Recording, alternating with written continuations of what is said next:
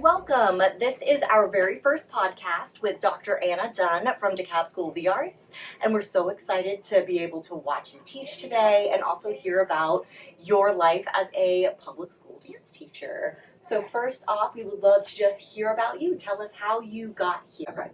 Okay. So thank you for that introduction. My name is Dr. Anna Dunn.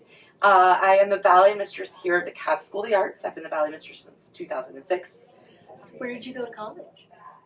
I got my bachelor's in dance education from Winthrop University, and then I got my master's in arts administration from Goucher College, and that was one of the most difficult and fulfilling things I have ever done. I've always said that that was the best decision of my life to get my master's in arts administration.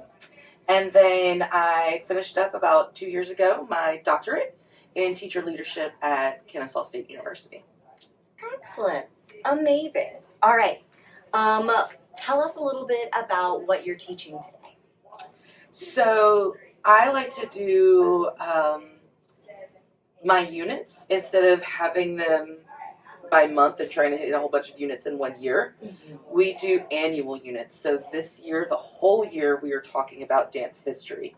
So regardless of which level my students are on, they are all getting the same dance history notes. And that allows us to do a deeper dive into that dance history curriculum. So then next year, they'll have anatomy and kinesiology. So we'll spend the whole year doing anatomy and kines. Then we have a year of dance vocabulary and then choreography and composition, and then we circle back to dance history. So by the time they've had it, they've essentially had 4 like collegiate level courses of those fields of study. So today we are in the Romantic era, and yes, something that's very important to me is to include diversity as we are teaching dance history. So as you're aware, ballet came out of the French court, so it does have a Eurocentric lens. But as we start to look at it from our 2025 perspective, we can start to add the rich diversity that we've had in the 1900s, 2000s here in America. So today we are watching The Creole Giselle by Dance Theater of Harlem. And we're talking about how it's juxtaposed with the version that was done in the 1800s, showing the differences in classes in the European society compared with DTH's version of classes and classicism in New Orleans. And so we're going to talk about that as we go through Creole Giselle today. Another fun thing, this is my first time ever trying this, so we've been talking about Bournonville, since we're in that Romantic era, and his class structure of how he has the same class every day of the week. So if we were to go to Denmark today, Wednesday, they'd be doing the same combinations that they did in the 1800s. And so I actually pulled out my Bournonville class book, and I've let the kids like read the notations, and they are constructing them. So this is my first time dipping into Bournonville. The kids are learning to read notation, and they're going to present them today. So very excited to see where this goes. That sounds like a lot of fun, and as a student, I probably would have really enjoyed that, and definitely as a teacher, that sounds like something that would be a lot of fun, just to see kind of what the kids can actually come up with, because they're given something, now let's see what we can make out of it. And, you know, they're very used to our American styles of ballet. I teach RAD. I was raised with Russian teachers, so I have a lot of Vaganova in my background. But Bournonville is something we don't really have access to. It's such an insular program in Denmark. So kind of all of us getting to see how the style is different, the way the port de bras is different, the jumping is different. So having to research all of that, I'm very excited to see what they come up with. Oh my gosh, that sounds like so much fun. All right. Tell us how you started dancing. Oh, well, of course, in my living room, like everybody else, I used to put on shows for my parents, and I'm sure they hated them. So they threw me into dance classes at the age of 4. I was a bluebird. Mr. Bluebird's on my shoulder. I still remember. So yeah, for recreationally, and then I didn't really start training until about 7th or 8th grade when I started really deciding that this is what I wanted to do for a living and training. Amazing. Who is someone that inspires you? Oh, you know, we can look at so many famous celebrity people, but I think the people that really inspire me are the people that are closest to me. I've been very fortunate to have incredible teachers and mentors in my life. And so those are the people that I really look to for inspiration and motivation and encouragement. And just looking at how they have made their pathway through the field and through life, and taking those parts that are useful to me or going to them when I have a new idea and helping me navigate it. So I think those people that inspire me are the ones that are closest to me.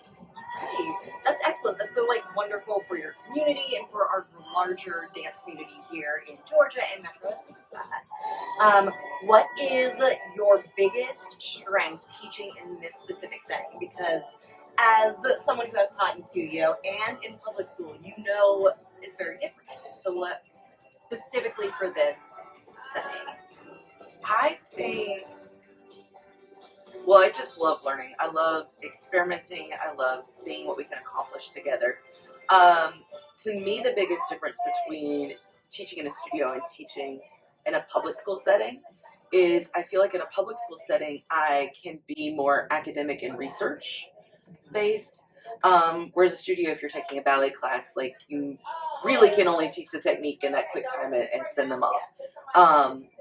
But I do feel like in public ed I have more freedom to teach dance history, dance kinesiology, choreography, comp vocab, and explore those more academic, research-based parts of the dance field, dance industry, which also translates into careers.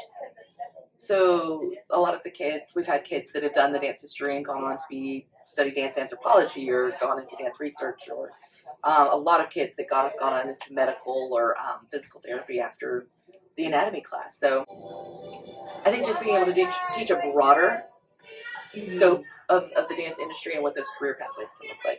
Amazing. I agree with that, definitely. Absolutely. How did you end up teaching K-12? Was that a conscious choice of you wanting to be here, or was it surprise? This is just kind of where you landed. Yeah, it was definitely a conscious choice. So my parents, like many parents, were really concerned about the sustainability of the dance field. So I knew I definitely wanted something secure. I also grew up watching the director of the studio and watching how hard she worked. And she was a 24-hour job, 8 days a week. There were no vacations. And I saw how difficult that was. And I knew I didn't want that for myself. So one of my nicknames in the master's program was Churn and Burn. So I can churn and burn for 10 months of the public school calendar, and then I can fall out in the summer. So it's got those prescribed breaks that I safeguard, right? So that I do actually have a real break and can rest and relax. I think that's a luxury that studio owners and teachers don't necessarily get. Bless them. I know. Bless them.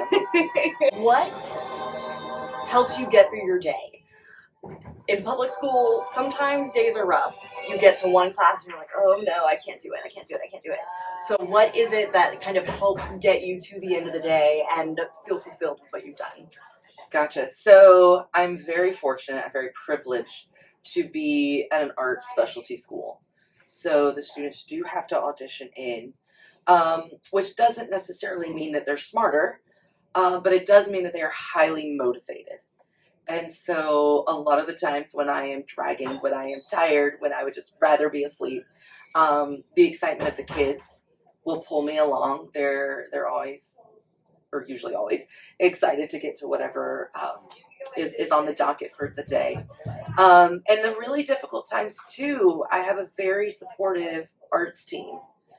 Then we eat lunches together, we do outside little retreats and dinners and massages and things that kind of help us stay bonded and focused on the community aspect of school and not just the things that weigh us down, like lesson plans and the bureaucracy and turning in the forms and the paperwork and all that stuff. But yeah, just focusing on that community aspect.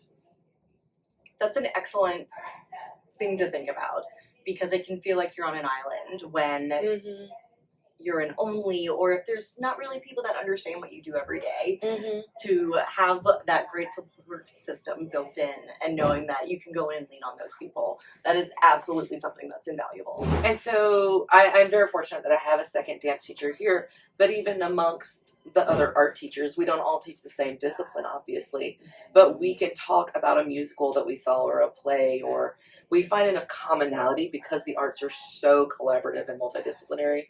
We find a lot of commonality. So even though we don't all teach the same subjects, we can relate and enjoy each other's company. Absolutely. Well, that is wonderful.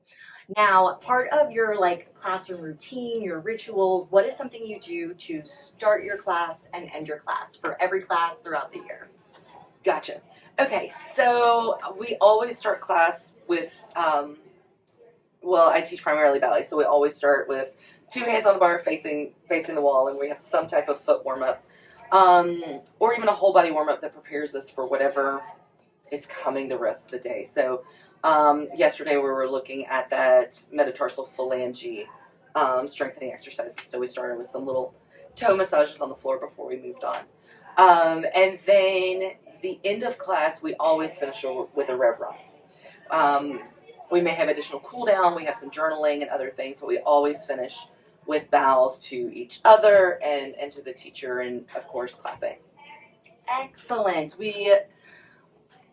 Dance is so routine based. We always know we come in, we do our warm up, we do our plie tendus. Exactly. Yes. It's always kind of that same structure. It doesn't matter how many classes back to back that you're taking. You will always start with that warm up. Absolutely.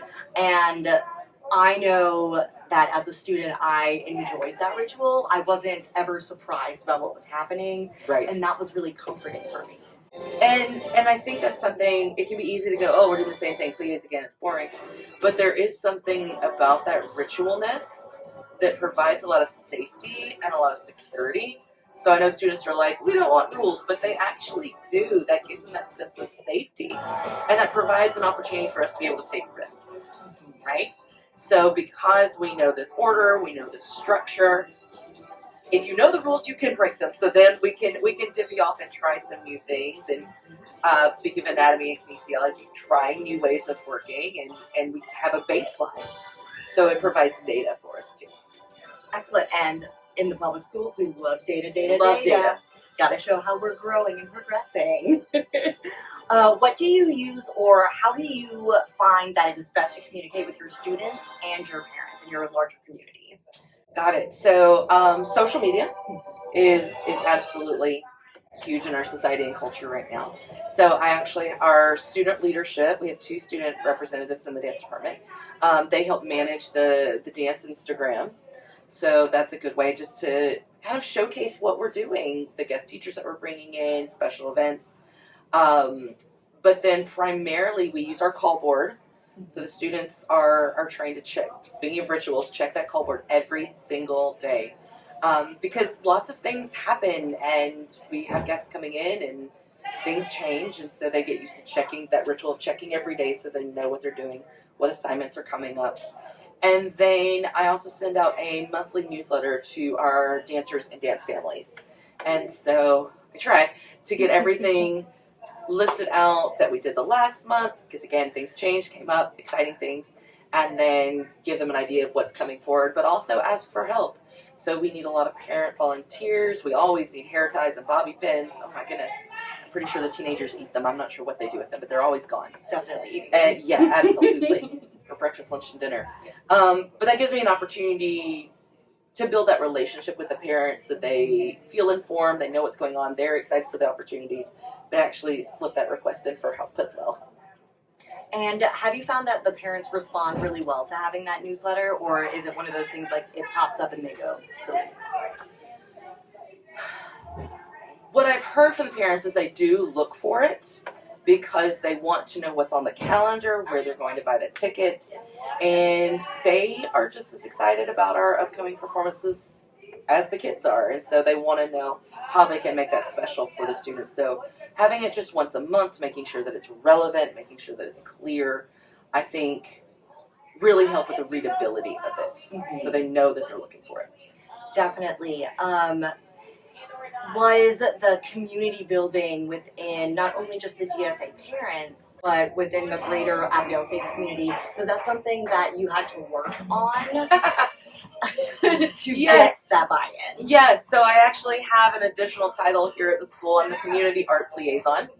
And so I've spent years building that community buy-in and elevating our profile within the community. So unlike a local school that you serve a geographical neighborhood, being a school of the arts, we pull students from all over DeKalb County. And so our constituents are the entire county, all of the residents of DeKalb.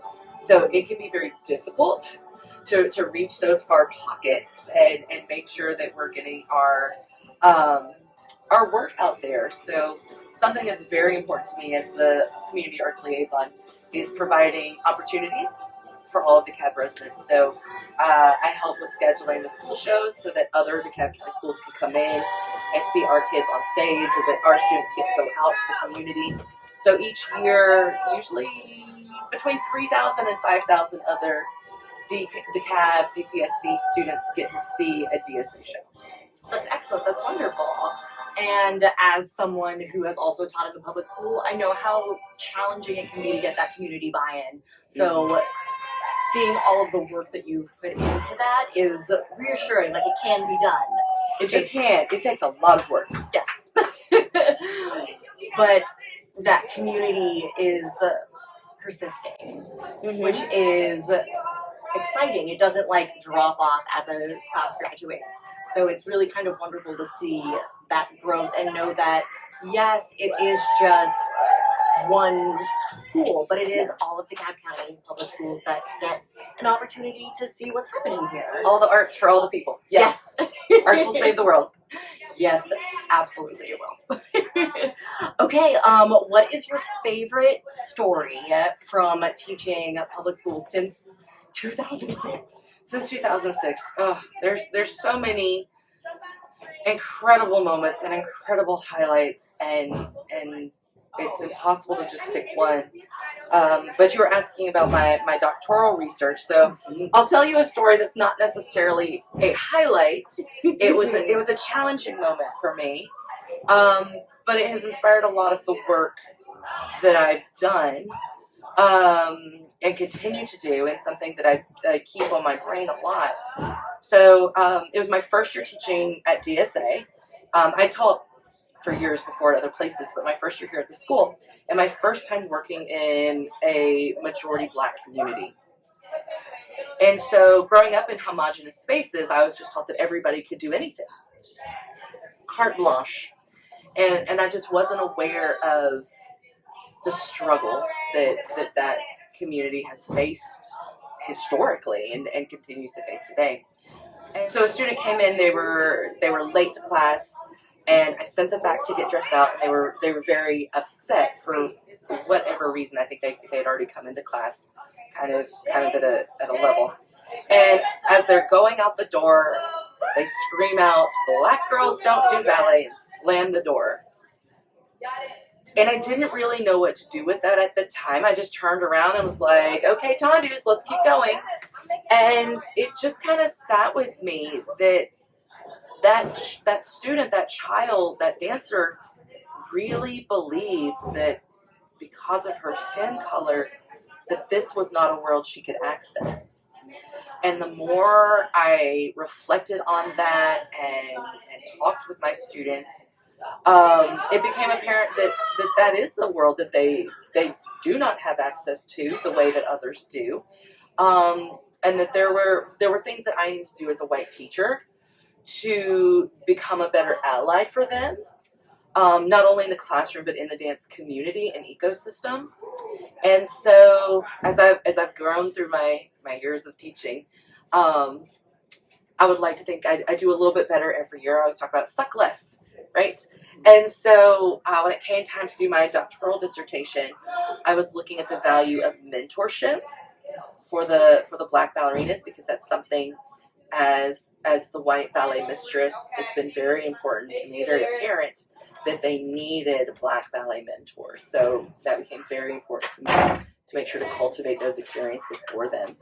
And so that's what I ended up focusing my research on. And it was really powerful to get with my focus group and hear their stories growing up and their suggestions. And so the research culminates with ideas and primarily for white dance teachers that are working with Black ballerinas, or white dance teachers that are teaching in homogenous white studios or schools, because it's something that needs to be solved systematically, not just in Black spaces. So it's something that needs to be holistically improved. As one of your former students, and as someone who also decided that K-12 dance was where I wanted to be, and both of the schools that I've worked at, I was very much in the minority. So as someone who was going into predominantly Black and brown spaces to teach, I was also aware of that, and that was something that I took from you, because I saw that you had put in that work, and I got to see like your very first year teaching. I remember you, and were you a bad teacher? No, I had so much fun with you. I loved ballet in a way I had never loved ballet before, so it was really kind of wonderful for me to be able to learn how to love something that I didn't think was Lovable. well, not even that. I enjoyed ballet, but I didn't think that I was right for ballet. Mm-hmm. I was too tall. I was too thick. I was not some like dainty little prima ballerina that was ready to be like elevated on a pedestal. Mm-hmm.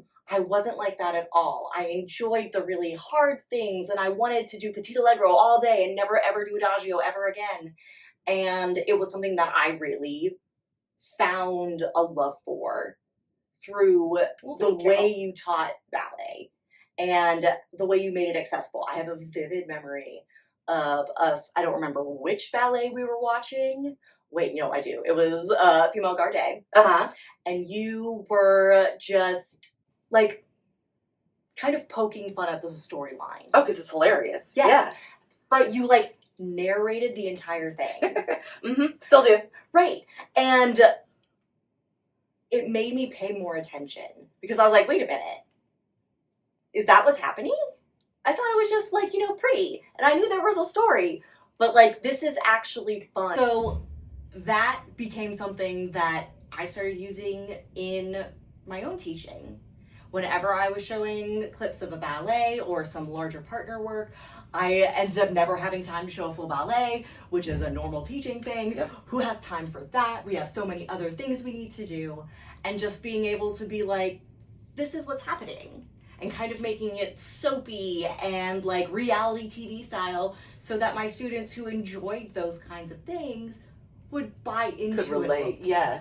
And they ended up really loving that. So that really was something that has been impactful and has opened the ballet space for other students as well. And that's because of the work you've put in. Oh, thanks, Molly. Thank you. Yeah. Yes. I try hard. Suck less, right? Yes. I feel like that's all we can ever do. Moving forward, let's suck less. Yeah, absolutely. I feel like that's a great way to think about it. Like, all right, next day, we'll suck less than we did yesterday. We're going to point our feet more. We're going to turn out more. We're going to suck less. Yes. Yep. Absolutely. Well, thank you so much for letting us into your space, into your dance class. Yeah. I'm very excited to see these Bournonville combinations. Me too. And just experience this other thing within the ballet world. Absolutely. Thank you so much, Molly. Thanks, Anna. Okay.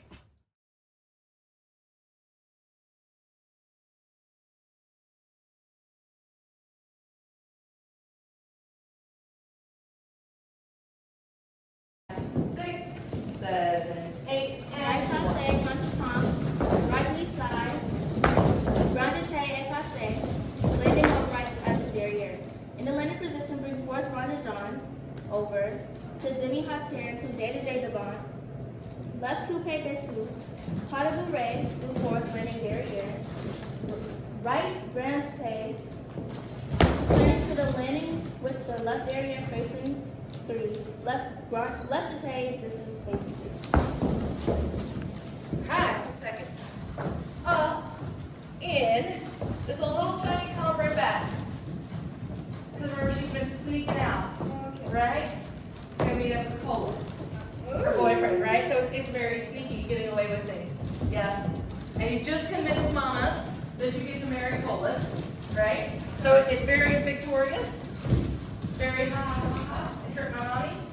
Uh-huh. All of your embouches go to the front. Front and front and front and tendu. Uh-huh. Pour a 6, passe, 2, change. Front and 2 and 3 and tendu. Pour a 6, passe, and change. To the front, to the front, to the front, tendu. Pour a 6, 7, just 4. 1, 2, 3, 4, soutenu. Right, so on your left foot in front. You have coupe, ore,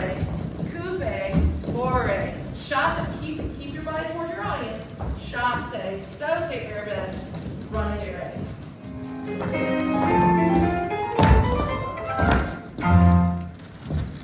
ready.